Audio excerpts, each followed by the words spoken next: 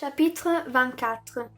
Nous en étions au 8e jour de ma peine dans le désert et j'avais écouté l'histoire du marchand en buvant la dernière goutte de ma provision d'eau.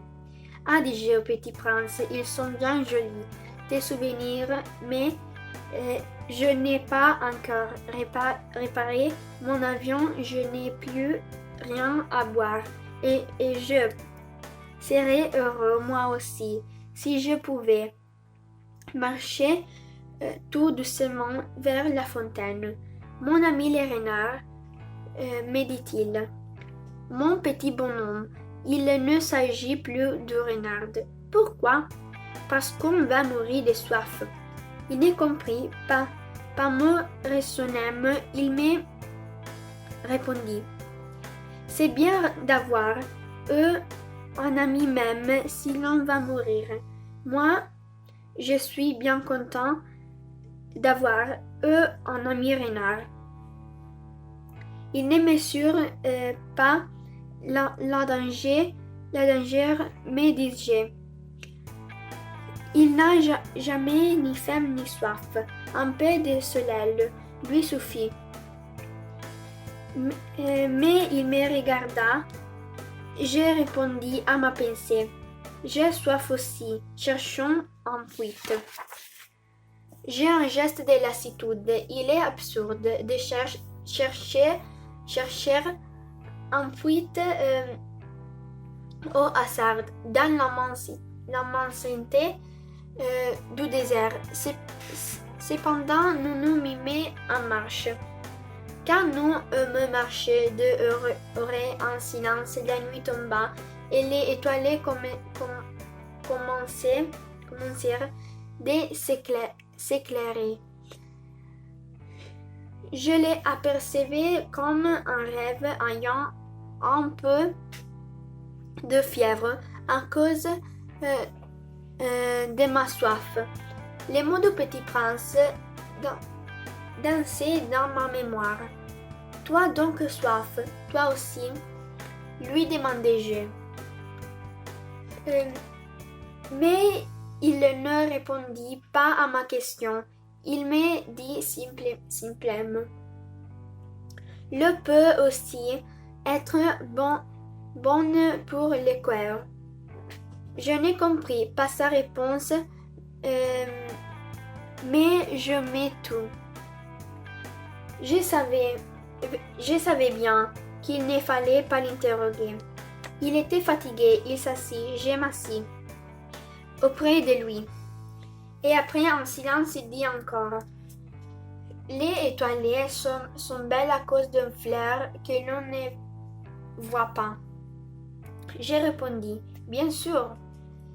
Et j'ai regardé sans parler les plis du sable sous la lune.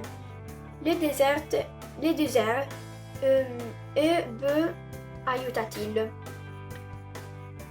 C'était vrai. J'ai toujours aimé le désert.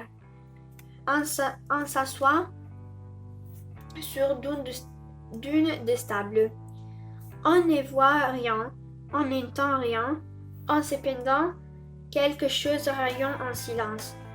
Ce qui embellit le désert, dit le petit prince, c'est ce qui le cache en fuite quelque part. Je fus surpris de comprendre soudain ce mystérieux rayonnement de sable. Lorsque j'étais petit garçon, j'habitais en maison ancienne, et la légende racontait qu'un trésor y était enfoui. Bien sûr, jamais personne n'a su le découvrir, ni peut-être même ne la chercher, mais il enchantait toute cette maison, ma maison cachée en secret au fond de son cœur. Oui, dis-je au petit prince, qu'il s'agisse de la maison d'étoilés ou du désert, c'est ce qui fait leur beauté invisible. Je suis content, dit-il que tout soit d'accord avec mon renard. Comme le petit prince s'endormait, je le pris dans mes bras et me remis en route. J'étais ému. Il me semblait porter un trésor fragile. Il me semblait même qu'il n'y eut rien de plus fragile sur la terre. J'ai regardé à la lumière de la lune, ses fronts pâles, ses yeux clos, ses mèches de cheveux qui tremblaient au vent, et je me disais, c'est ce que je vous vois l'année qu'une écorce le plus important et invisible. Comme ses lèvres entr'ouvertes ébauchaient un demi-sourire, je me disais encore, ce qui m'aime si fort et ce petit prince endormi, c'est sa fidélité pour un fleur. C'est l'image du rose qui rayonne en lui comme la flamme d'une lampe, même quand il dort. Et je le devinais plus fragile encore. Il faut bien protéger des lampes. Un coup de vent peut l'éteindre. Et marchant ainsi, je découvris le puits au lever du jour.